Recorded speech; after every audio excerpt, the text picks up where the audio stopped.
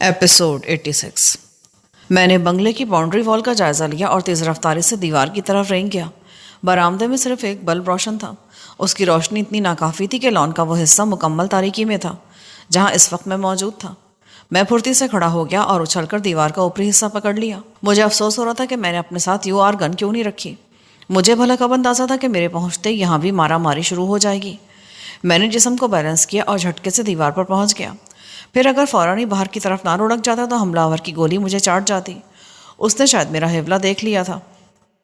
مجھے بھی اچانک چمک دکھائی دی تھی اور میں لاشعوری طور پر باہر کی طرف لڑک گیا تھا۔ میں پہلو کے بل گرا تھا اور کمر اور شانے پر خاصی سخت چوٹ آئی تھی، مگر اس وقت چوٹوں کا احساس کسے تھا؟ نیچے گرتے ہی دیوار کے ساتھ ساتھ دور تک میں لڑکتا چلا گیا۔ ان لوگوں نے مجھ پر یکے بعد دیگرے 2 فائر مزید کیے تھے، مگر مجھے کوئی نقصان نہیں پہنچا سکے تھے۔ شاید انہوں نے بھی نشانہ لیے بغیر اندھا دھند فائرنگ کی تھی۔ بنگلے کے کارنر پر پہنچ کر میں دائیں جانب گھوم گیا۔ اب میرے اور حملہ آوروں کے درمیان دیوار کا کونا حائل ہو گیا تھا۔ اس طرف بھی گھور اندھیرا تھا۔ میں اٹھ کے بیٹھا ہی تھا کہ مجھے نشیب کی جانب سے خفیف سی آہٹ سنائی دی۔ میں بہت احتیاط سے گھوما اور زمین سے چپک گیا۔ اتنی دیر تک اندھیرے میں رہنے کی وجہ سے میری آنکھیں تاریکی سے مانوس ہو گئی تھیں۔ میں نے 2 سایوں کو دیوار کی طرف بڑھتے دیکھا۔ دیوار کے پاس پہنچ کر ان میں سے ایک زمین پر بیٹھا، دوسرا دیوار کا سہارا لے کر اس کے کندھوں پر کھڑا ہو گیا اور بیٹھا ہوا سایہ آہستہ آہستہ کھڑا ہو گیا۔ وہ دونوں مجھ سے زیادہ فاصلے پر نہیں تھے۔ میں نے وہیں سے زپن لگائی اور نیچے والے آدمی کو کمر سے پکڑ کر گھسیٹ لیا۔ وہ دونوں دھڑام سے ایک ساتھ زمین پر آ گئے۔ میں نے چھلانگ لگاتے ہوئے اتنی احتیاط ضرور کی کہ وہ دونوں میرے اوپر ہی نہ آن گرے۔ پھر میں سرعت سے مڑا اور بغلی ہولسٹر سے ریوالور نکال کر ان کے سروں پر جا پہنچا اور سرد لہجے میں بولا، خاموشی سے لیٹے رہو، اگر آواز نکالی تو تم دونوں کی کھوپڑیاں اڑا دوں گا۔ وہ دونوں بے حس و حرکت پڑے گہرے گہرے سانس لیتے رہے۔ وہ یقیناً مسلح ہوں گے، مگر انہیں ریوالور نکالنے کا موقع نہیں مل سکا تھا۔ ان کا ہوش میں رہنا خطرے سے خالی نہیں تھا۔ میں نے ریوالور نال کی طرف سے پکڑا اور پھرتی سے یکے بعد دیگرے انہیں ناک آؤٹ کر دیا۔ میں نے تیزی سے ان دونوں کی جیبوں کی تلاشی لے ڈالی۔ ان کی جیبوں سے سائلنسر لگے ہوئے 2 ریوالورز کے علاوہ خاصی نقد رقم بھی نکلی۔ حملہ آوروں کو اب تک مجھ پر یہ برتری حاصل رہی تھی کہ ان کے پاس بے آواز ریوالور تھے۔ ہم میں سے کوئی بھی جوابی فائرنگ کرتا تو دھماکے سے پورا علاقہ گونج اٹھتا۔ بابا سائیں کے آدمی بھی شاید انہیں گھیرنے کے چکر میں تھے، اسی لیے فائر نہیں کر رہے تھے۔ فائرنگ کے شور سے حملہ آور فرار ہو جاتے۔ سائلنسر والے ریوالور ہاتھ میں آتی میں ایک بار پھر اس طرف بڑھا جہاں ان لوگوں نے مجھ پر فائرنگ کی تھی۔ اسی وقت شعلہ سا لپکا اور سنسناتی ہوئی گولی میرے بالوں کو گویا چھوتی ہوئی باؤنڈری وال میں پیوست ہو گئی۔ میری زندگی تھی کہ عین اس وقت میں نے سر جھکا کر نیچے دیکھنے کی کوشش کی تھی۔ میں پھرتی سے زمین پر لیٹا اور چشم زدن میں اپنی پوزیشن تبدیل کرتے ہوئے اندازے سے اس طرف فائر کر دیا جہاں میں نے شعلہ سے چمکتا دیکھا تھا۔ بے آواز فائر کے ساتھ ہی کرب میں ڈوبی ہوئی انسانی چیخ بلند ہوئی اور فوراً ہی معدوم ہو گئی۔ میں اس دوران میں ایک مرتبہ پھر اپنی جگہ تبدیل کر چکا تھا، ورنہ چھلنی ہو کر رہ جاتا۔ وہ لوگ یقیناً اینٹی ڈارک لینس استعمال کر رہے تھے۔ گویا حملہ آور کوئی عام چور و چکے نہیں تھے، بلکہ پروفیشنل اور اعلیٰ پائے کے بدماش تھے۔ اچانک مجھے اندھیرے میں ایک گاڑی کا حوالہ دکھائی دیا۔ وہ غالباً فورڈ ویگن یا اس سے ملتے جلتے ماڈل کی کوئی گاڑی تھی اور بنگلے سے کچھ ہی فاصلے پر کھڑی تھی۔ مجھے اچھی طرح یاد تھا کہ جب میں وہاں پہنچا تو وہاں کوئی گاڑی موجود نہیں تھی۔ حملہ آور یقینی طور پر اسی میں آئے تھے۔ مجھے یہ اطمینان تھا کہ اب تک ہمارا پلہ بھاری تھا۔ ان کے 2 آدمی بے ہوش پڑے تھے اور کم از کم 1 گھنٹے سے پہلے ان کے ہوش میں آنے کا امکان بھی نہیں تھا۔ ایک آدمی میری گولی سے ہلاک یا زخمی ہو چکا تھا۔ مجھے علم نہیں تھا کہ وہ تعداد میں کتنے تھے، مگر میں نے ان کے فرار کی تمام راہیں مسدود کرنے کا ارادہ کر لیا تھا۔ میں نے یکے بعد دیگرے فائر کر کے گاڑی کے پچھلے 2 ٹائر ناکارہ کر دیے۔ ٹائر فلیٹ ہوتے ہی وہاں افراتفری مچ گئی اور بھاگتے ہوئے قدموں کی آوازیں سنائی دی۔ ایسا لگا جیسے بقیہ افراد پیدل ہی میدان چھوڑ کر فرار ہو گئے ہوں۔ اس کے باوجود میں سینے اور کوہنیوں کے بل رینگتا ہوا اس سمت میں بڑھا جہاں میرے ہاتھوں ایک حملہ آور زخمی ہوا تھا۔ میں نے اچانک اٹھنے کی حماقت اس لیے نہیں کی کہ ممکن ہے ان کے 1-2 آدمی اب بھی وہاں موجود ہوں۔ وہ گاڑی فورڈ ویگن ہی تھی اور اس کی آڑ میں کوئی غیر فطری انداز میں پڑا تھا۔ میں نے جھک کر اس کا جائزہ لیا۔ وہ مر چکا تھا۔ ہلنا مت، کوئی گرج کر بولا، ورنہ گولی مار دوں گا۔ میں لمحے بھر کو چونکا، پھر پگڑی والے محافظ کی آواز پہچان کر بولا، وہ لوگ بھاگ گئے، یہ میں ہوں کامران۔ سائیں، آپ ٹھیک تو ہو؟ میں نے آپ کو دیوار پر چڑھتے دیکھا تھا۔ مجھے اچانک ان 2 آدمیوں کا خیال آیا جنہیں میں نے بے ہوش کیا تھا۔ میں بالکل ٹھیک ہوں۔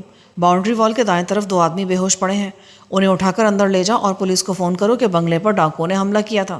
مقابلے میں ایک ڈاکو ہلاک ہو گیا جبکہ باقی اپنی گاڑی چھوڑ کر فرار ہو گئے۔ پولیس دوسرے معاملات سے خود ہی نمٹ لے گی۔ پولیس کو میرے بارے میں ایک لفظ بھی مت بتانا۔ ان 2 آدمیوں کو بھی فی الحال پولیس کے حوالے مت کرنا، پہلے میں ان سے پوچھ گچھ کروں گا۔ اس کے لیے تو بڑے سائیں سے بات کرنا پڑے گی، پھر جیسا وہ کہیں۔ جو کچھ بھی کرنا جلدی کرو، اگر اس سے پہلے ہی پولیس پہنچ گئی تو مشکل ہو جائے گی۔ آپ فکر مت کرو سائیں، میں ابھی بڑے سائیں سے بات کرتا ہوں۔ پھر وہ بلند آواز میں بولا، دھنی بخش، ان دونوں آدمیوں کو اندر لے جاؤ بابا۔ آؤ سائیں، آپ بھی اندر آ جاؤ۔ میں نے گھڑی دیکھی، مجھے نکلے ہوئے 3 گھنٹے ہو گئے تھے اور خدشہ تھا کہ کہیں تیمور اور عرفان میری تلاش میں نہ نکل پڑے۔ تیمور کو تو شاید اس بنگلے کا علم بھی نہیں تھا۔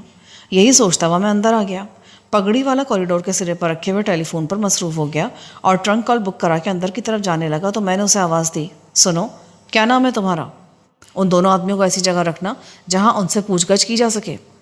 اس کی تو آپ فکر ہی مت کرو سائیں، میرا نام ویسے کرم علی ہے۔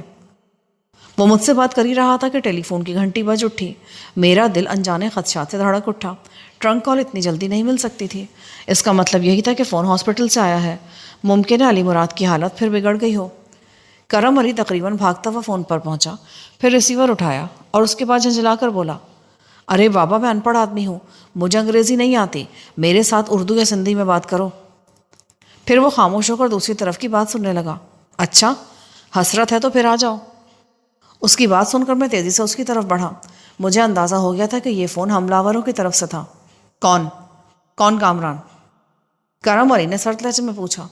میں نے اشارے سے اسے بتایا کہ میں یہاں موجود نہیں ہوں۔ نہیں بابا، میں کسی کامران کو نہیں جانتا۔ اچھا، وہ ناصر سائیں کا دوست؟ اسے میں نے گوٹھ میں 1-2 دفعہ ناصر سائیں کے ساتھ ہی دیکھا تھا۔ یہ بھی بہت پرانی بات ہے۔ کیا؟ میں جھوٹ کیوں بولوں گا؟ نہیں بابا، اس کے بعد وہ ادھر آیا ہی نہیں۔ کون سے آدمی؟ ہوش میں رہ کر بات کرو۔ چلو ہمت ہے تو یہ بھی کر کے دیکھ لو، ہم بھی یہاں چوڑیاں پہن کر نہیں بیٹھے۔ یہ کہہ کر اس نے فون پٹک دیا۔ کون تھا اور کیا کہہ رہا تھا؟ پہلے تو کوئی گورا انگریزی میں بول رہا تھا، پھر کوئی دوسرا آدمی آ گیا اور کہنے لگا کہ کامران کا پتہ بتاؤ ورنہ ہم اس بنگلے کو کھنڈر بنا دیں گے۔ ہمیں معلوم ہے کہ کامران کی دوستی وڈیرے ناصر سے تھی، اس کے بعد بھی وہ وڈیرے کے بنگلے میں رہتا تھا۔ تم لوگوں کو ضرور معلوم ہوگا کہ کامران اس وقت کہاں ہے۔ کرم علی نے غصالے لہجے میں کہا۔ وہ کہہ رہا تھا کہ علی مراد بھی اسی وجہ سے زخمی ہوا تھا کہ اس نے کامران کا پتہ بتانے سے انکار کر دیا تھا۔ مجھے دھمکی دے رہا تھا کہ کامران کا پتہ نہ بتایا تو علی مراد کو ہلاک کر دوں گا۔ اس نے سوچنے کے لیے مجھے 15 منٹ کی مہلت دی ہے، ابھی وہ پھر فون کرے گا۔ میں مضطرب ہو کے کھڑا ہو گیا۔ کرم علی مراد کی زندگی خطرے میں ہے۔ 15 منٹ کا وقت بھی اس نے صرف اس لیے دیا کہ اس کے آدمی اسپتال تک پہنچ جائے۔ مجھے بتاؤ علی مراد کہاں ہے؟ تم بابا سائیں کی فکر مت کرو، میں سارا الزام اپنے سر لے لوں گا۔ تم کہتے نا کامران مجھے گن پوائنٹ پر اسپتال لے گیا تھا۔ کرم علی لمحے بھر کو ہچکچایا جیسے وہ کوئی فیصلہ نہ کر پا رہا ہو۔ میں نے جھنجھلا کر کہا، دیکھو کرم علی، اگر علی مراد کو کچھ ہو گیا نا تو زندگی بھر تم بھی پچھتاؤ گے اور بابا سائیں بھی۔ دھنی بخش، اس نے بلند آواز میں پکارا تو فوراً ایک رائفل بردار کمرے میں آ گیا۔ بابا گاڑی نکالو اور اشرف کو لے کر کامران سائیں کے ساتھ اسپتال پہنچو، علی مراد کی زندگی خطرے میں ہے۔ اگر وہاں ذرا سی بھی گڑبڑ دیکھو تو بلا جھجک فائرنگ شروع کر دینا۔ وہاں کوئی مزاحمت کی کوشش کرے تو اسے گولی مار دینا۔ تھوڑی دیر بعد میں بھی وہاں پہنچ رہا ہوں، ابھی اس کا فون آئے گا، مجھے اس حرامزادے سے بات بھی کرنی ہے۔ دھنی بخش الٹے قدموں لوٹ گیا۔ تھوڑی دیر بعد ہم پرانے ماڈل کی ہڈ والی جیپ میں اسپتال کی طرف روانہ ہو گئے۔ وہ جیپ برسوں پرانی تھی مگر اس کا انجن بہت جاندار تھا۔ میں پہلے بھی اس میں ناصر کے ساتھ کئی مرتبہ سفر کر چکا تھا، مجھے اس کے انجن کی شاندار کارکردگی پر بھروسہ تھا۔ اسٹیئرنگ اشرف کے ہاتھ میں تھا۔ دھنی بخش جیپ کے پچھلے حصے میں بیٹھا ہوا تھا، میں پیسنجر سیٹ پر تھا۔ جو وقت گزرتا جا رہا تھا میری پریشانی بڑھتی جا رہی تھی۔ مجھے ڈر تھا کہ کہیں تیمور اور عرفان میری تلاش میں نہ نکل کھڑے ہوں، مگر میں اس وقت علی مراد کو بھی دشمنوں کے رحم و کرم پر نہیں چھوڑ سکتا تھا۔ جیپ کی رفتار خطرناک حد تک تیز تھی، وہ گویا اڑی جا رہی تھی۔ جیپ کے اگلے پائیدان میں ایک اسٹین گن، فاضل راؤنڈز اور 2 ماؤزر پڑے ہوئے تھے۔ اس وقت پولیس کی موبائل ہمیں روک کر تلاشی لے لیتی تو جواب دہی مشکل ہو جاتی۔ رفتار ذرا کم کرو احمق، پولیس کی کوئی موبائل پیچھے لگ گئی نا تو خواہ کی مشکل کھڑی ہو جائے گی۔ اشرف نے رفتار کم کر دی۔ اس وقت تک ہم لوگ کلفٹن کے برج تک پہنچ چکے تھے۔ اسپتال یہاں سے بمشکل 3 منٹ کی ڈرائیو پر تھا۔ میں نے اسپتال سے کچھ پہلے ہی جیپ رکوا لی، وہاں مختلف میک اور ماڈلز کی کئی گاڑیاں کھڑی تھیں۔ اشرف اور دھنی بخش نے اپنے شانوں سے اسٹین گنیں لٹکا کے جسم پر اجرکیں لپیٹ لیں۔ میں نے اپنے ریوالور کے سوا صرف ایک ماؤزر اور فاضل راؤنڈز لینے پر اکتفا کیا۔ پھر ہم لوگ ٹہلنے والے انداز میں اسپتال کی طرف بڑھے۔ اسپتال کے نزدیک پہنچ کر ہم لوگ غیر محسوس طریقے پر ایک دوسرے سے کچھ دور ہو گئے۔ سب سے آگے اشرف تھا، اس کے کچھ فاصلے پر میں اور پھر دھنی بخش تھے۔ وہ خاصا مہنگا اسپتال تھا اور وہاں مریضوں سے ملنے کے لیے اوقات مقرر تھے۔ مین گیٹ پر کھڑے چوکیدار نے گھور کر اشرف کو دیکھا اور اکھڑ لہجے میں بولا، کدھر جانا ہے صاحب؟ مجھے بڑے ڈاکٹر سے ملنا ہے، کو بولو بابا کہ رئیس حمزہ خان آیا سکھر سے۔ اشرف نے سندھ کے کسی وڈیرے کی طرح نخوت آمیز لہجے میں کہا۔ چوکیدار اس کے سرد اور باوقار لہجے سے ایک دم مروب ہو گیا۔ یوں بھی وہ مہنگا اسپتال تھا، اسے ہر کوئی افورڈ نہیں کر سکتا تھا۔ चौकीदार जल्दी से बोला, मगर बड़े डॉक्टर साहब तो इस वक्त नहीं है। ड्यूटी पर कोई डॉक्टर तो होगा, मेरे भाई की तबीयत अचानक ख़राब हो गई है। तो आप उन्हें ले आए साईं, इमरजेंसी में तो कई डॉक्टर हैं। उसकी गुफ्तगू सुनकर मुझे अंदाज़ा होगा कि उसका प्लान क्या है। मैंने धनी बख्श को इशारा किया। फिर हम लोग चौकीदार की नज़रों में आए बगैर फुर्ती से गाड़ी की तरफ बढ़ गए। गाड़ी में बैठने के बाद मैंने धनी बख्श से कहा, मेरा ख्याल है तुम मरीज़ बन के पिछली सीट पर लेट जाओ।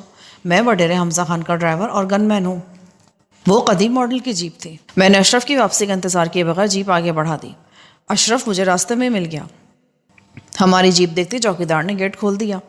मैं पार्किंग के बजाय जीप को सीधा पोर्च में ले गया। फ़ौरन ही 2 वार्ड बॉय स्ट्रेचर लेकर दौड़ते हुए जीप की तरफ आए। धनी बख्श आंखें बंद किए गहरे गहरे सांस ले रहा था। उसने अपने पास सिर्फ रिवॉल्वर रखा था, बाकी तमाम असलहा जीप में ही छोड़ दिया था। वार्ड बॉयज़ ने बहुत फुर्ती से उसे स्ट्रेचर पर मुंतकिल किया और इमरजेंसी वार्ड की तरफ लेकर दौड़ पड़े। अशरफ उसके साथ साथ था। उन्हें छोड़कर मैं लिफ्ट की तरफ लपका, क्योंकि अली मुराद का कमरा फर्स्ट फ्लोर पर था। लिफ्ट के पास भी खुराट किस्म का एक चौकीदार मौजूद था। मुझे देखकर वो अक्खड़ लहजे में बोला, कहाँ जा रहे हैं साहब? मुझे कमरा नंबर 102 में जाना है। उसने बेबसी से गर्दन हिलाई, मगर मेरे तेवर देखकर रोकने की जरूरत ना कर सका। मैंने जानबूझकर कमरे का नंबर गलत बताया था। अली मुराद के कमरे का नंबर 109 था। मैं लिफ्ट से उतर के जूं ही कॉरिडोर में दाखिल हुआ, मेरी नज़र दूर से एक मुसल्लह शख्स पर पड़ी। पहले तो मैं यही समझा कि वो दुश्मनों का आदमी है और हमसे पहले अपना काम कर गया है, मगर वो जिस इत्मीनान से खड़ा था उसे देखकर यह अंदाज़ा नहीं होता था कि उसका ताल्लुक़ दुश्मनों से है। अचानक मुझे ख्याल आया कि अली मुराद की हिफाजत के लिए भी तो यहाँ 2 आदमी मौजूद हैं। वो यकीनन उन्हीं में से एक होगा। मुझे देखकर वो चौंकिन्ना हो गया। मुझे अपनी हिमाकत का एहसास हुआ। मेरे साथ धनी बख्श या अशरफ का होना ज़रूरी था। मैं उसके नज़दीक पहुँचा तो उसने शाने से लटकी राइफ़ल हाथ में ले ली। मैंने नरम लहजे में कहा, मेरा नाम कामरान है और मुझे अली मुराद से मिलना है। उसकी आंखों में चमक से नमूदार हुई तो मुझे अचानक खतरे का एहसास हुआ। उसने अचानक ही मुझ पर बेआवाज़ फायर कर दिया। गोली मेरे दाएं बाजू की खाल उधेड़ती हुई निकल गई। मेरे बाजू में अंगारे से भर गए। मैंने ज़ख्म की परवाह किए बगैर रिवॉल्वर निकालना चाहा, मगर अली मुराद के कमरे से बैक वक्त कई आदमी निकल आए। उन सबके हाथों में हथियार थे। मैं बुरी तरह घिर के रह गया। अपनी जगह से हरकत मत करना, वही आदमी घुर्रा कर बोला जिसने मुझ पर फायर किया था, वरना छलनी हो जाओगे। मैं तुम्हें जिंदा या मुर्दा खान के पास ले जाऊंगा। बहुत दौड़ाया है तुमने। मैं अपनी जगह जमकर रह गया। मेरी समझ में नहीं आ रहा था कि अब मुझे क्या करना चाहिए। तो क्या तुम लोगों ने अली मुराद को? नहीं, वो भी जिंदा है, मगर उसके दोनों गार्ड्स हमारे हाथों मारे गए हैं। अली मुराद से हमारी कोई दुश्मनी नहीं है। हम तो तुम्हारे इंतज़ार में यहाँ बैठे थे। अगर उसकी राइफ़ल पर साइलेंसर ना होता तो अब तक वहाँ ना सिर्फ अस्पताल का पूरा अमला बल्कि पुलिस भी पहुँच चुकी होती। अगर तुमने हमारे साथ ताउन किया तो हम अली मुराद को भूल जाएंगे।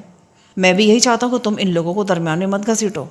वैसे तुम्हारी इन्फॉर्मेशन इंतहाई नाक़िस है, वरना तुम कभी इधर का रुख ना करते। मैं तो कम से कम 1 साल बाद अली मुराद की तरफ आया था।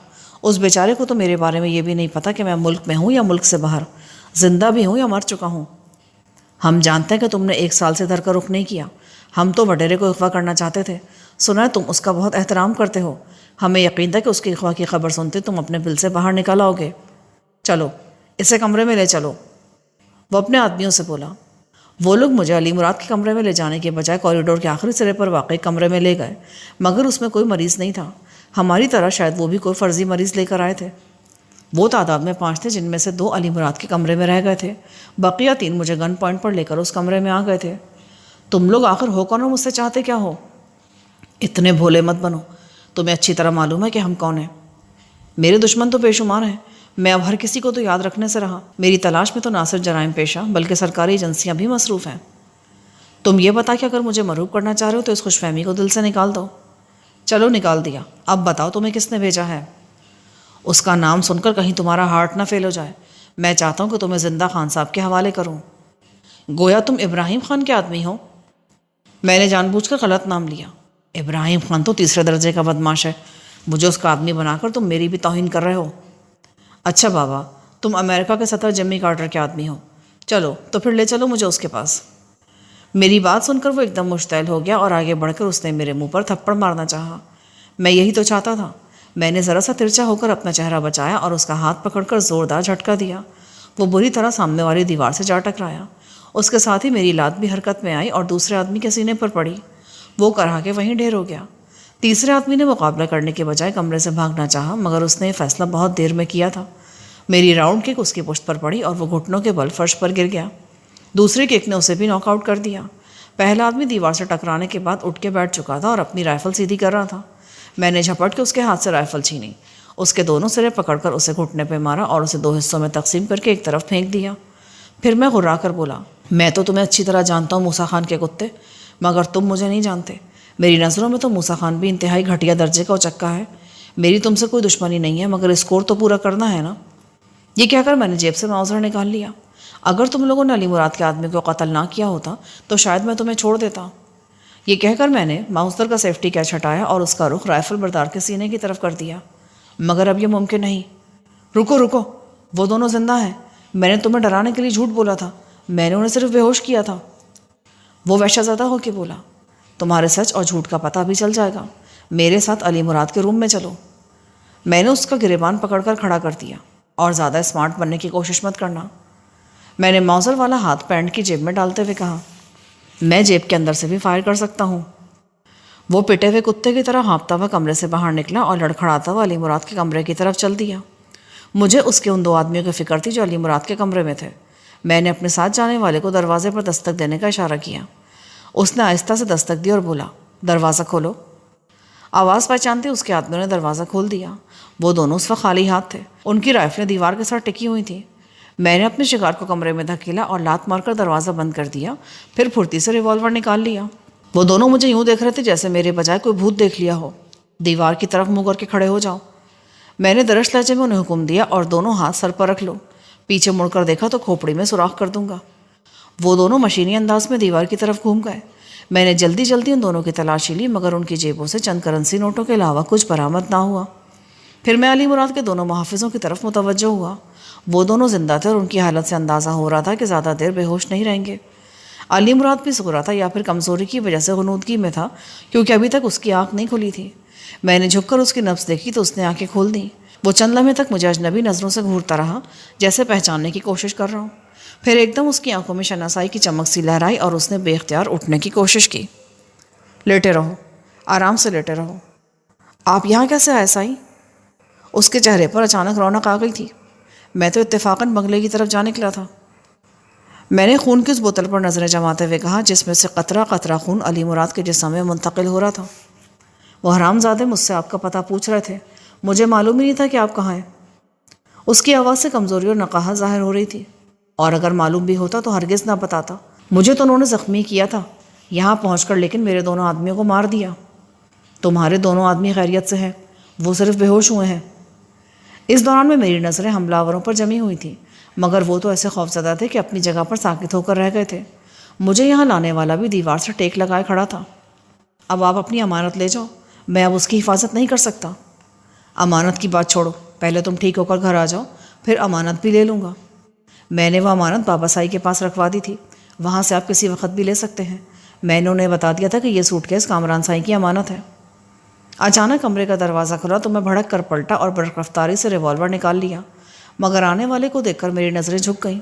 وہ بابا سائی تھے، ان کے عقب میں کرم علی کے ساتھ ساتھ اشرف اور دھنی بخش بھی تھے۔ مجھے دیکھ کر وہ کھل اٹھے اور بے اختیار مجھے سینے سے لگا کر بولے، کامران بیٹا، تو بہت بے مروت ہے، 1 سال سے زیادہ گزر گیا، تو نے مجھے اپنی شکل تک نہ دکھائی۔ بابا سائی، حالات کچھ ایسے ہو گئے تھے کہ آپ سے رابطہ نہ کر سکا، پھر میں ملک میں تھا بھی نہیں، کچھ دن پہلے ہی یہاں واپس آیا ہوں۔ مجھے اخبارات کے ذریعے خبریں تو ملتی رہتی تھیں، مگر میں ان پر یقین نہیں کرتا تھا۔ اخبارات تو یوں بھی رائی کا پہاڑ بنا دیتے ہیں۔ یہاں علی مراد نے تمہارا کو سوٹ کیس میرے پاس رکھوایا تھا، تمہیں جب بھی ضرورت ہو مجھ سے لے لینا۔ ان کی امانت آج ہی لوٹا دے سائیں، انہیں اب اس کی ضرورت بھی ہوگی۔ علی مراد نے کہا، ٹھیک ہے، ابھی تم میرے ساتھ بنگلے پر چلو، تمہاری امانت میں ابھی تمہارے حوالے کر دیتا ہوں۔ پھر شاید پہلی دفعہ ان کی نظر حملہ آوروں پر پڑی۔ یہ کون لوگ ہیں بابا؟ کیا یہ تمہارے ساتھ آئے ہیں؟ یہ علی مراد کو قتل کرنے آئے تھے، مگر کامیاب نہ ہو سکے۔ انہوں نے علی مراد کے دونوں گارڈز کو بے ہوش کر دیا تھا، مگر عین وقت پر میں پہنچ گیا۔ ہم اسے قتل نہیں کرنا چاہتے تھے، وہی آدمی بھررائی ہوئی آواز میں بولا جس نے مجھے زخمی کر دیا تھا۔ ہماری دشمنی صرف تم سے ہے، ورنہ اسے تو ہم بہت پہلے ختم کر چکے ہوتے۔ اور کامران سے تمہاری کیا دشمنی ہے؟ بابا سائی درش لہجے میں بولے، ذاتی طور پر تو اس سے بھی کوئی دشمنی نہیں ہے، میں نے تو اس سے پہلے کامران کو دیکھا تک نہیں تھا، مگر میں تو حکم کا غلام ہوں۔ موسیٰ خان نے مجھے حکم دیا تھا کہ اچھا اب یہ بکواس بند کرو۔ بابا سائیں کو ایک دم غصہ آ گیا. پھر وہ دھنی بخش سے بولے, تم اور اشرف یہیں علی مراد کے پاس ٹھہرو اور دھیان رکھنا اب یہاں پرندہ بھی پر نہ مارنے پائے. ان لوگوں کو میں اپنے ساتھ لے جا رہا ہوں. انہوں نے حملہ آوروں کی طرف اشارہ کیا. میرے کتے کئی دن سے بھوکے ہیں, ہم پر رحم کرے سائیں, ہم تو موسیٰ خان کو بھی نہیں جانتے, ہمیں تو یہ غلام علی لایا تھا. وہ دونوں گڑ گڑا کر بولے جن کا رخ دیوار کی طرف تھا. گویا اس آدمی کا نام غلام علی تھا. میں نے بابا سائیں کو بتایا کہ دوسرے کمرے میں بھی ان کے 2 ساتھی بے ہوش پڑے ہیں.